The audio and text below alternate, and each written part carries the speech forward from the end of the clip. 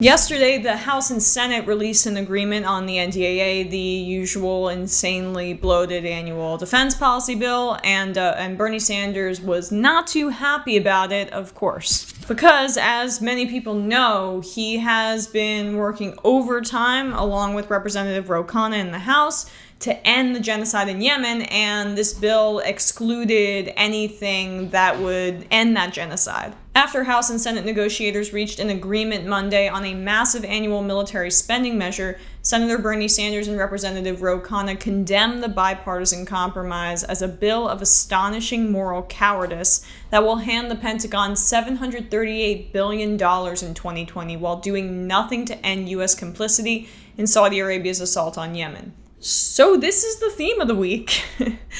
As the Democrats rage on and on about impeachment and Donald Trump's moral character, his horrific actions, I agree with that. But they can't, per usual, walk and chew gum at the same time. Because they're compromising on two major aspects of Trump's agenda.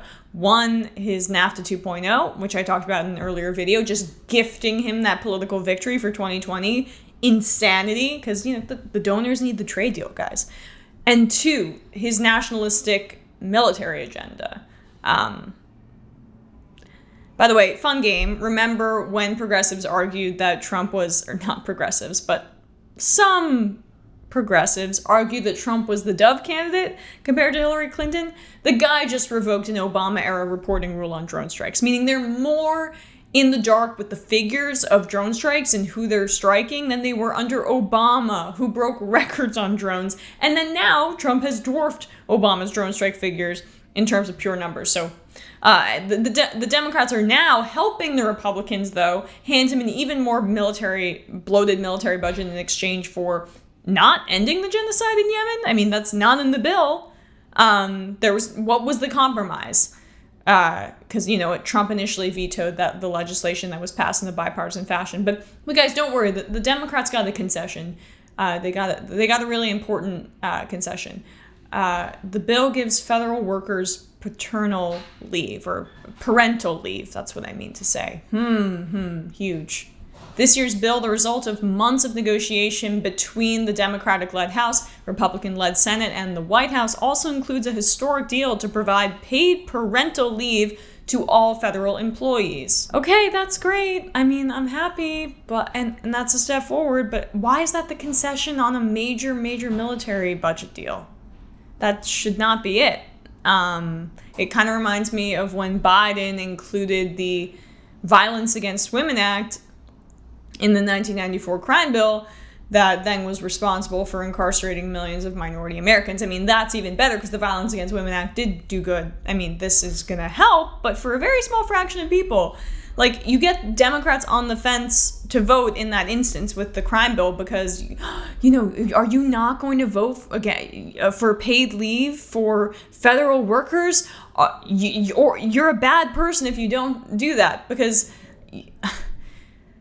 you know what the results of those negotiations didn't end up including? Sanders and Khanna led an effort to include amendments to the NDAA that would cut off U.S. support for Saudi Arabia's bombings in Yemen, which have fueled the worst humanitarian crisis in the world. But during negotiations with the Senate, the House agreed to strike from the final NDAA a provision that would have suspended the sale of U.S. air-to-ground munitions to Saudi Arabia and the United Arab Emirates for 1 year. No other amendments to end U.S. complicity in Yemen were included in the measure, which could receive a vote in the House as soon as Wednesday. So the Democrats folded super quickly when the Senate was like, our defense contractor donors, our weapons manufacturer donors, they don't like this provision. They don't like it at all. They want to keep sending their weapons of blood, of genocide to Saudi Arabia because, it makes them money and, that's what we have on this side. And the Democrats were like, okay, sure thing, guys. We're willing to compromise on that. We're willing to compromise on genocide, starving children. Yeah, well, that kind of says it all, doesn't it, huh?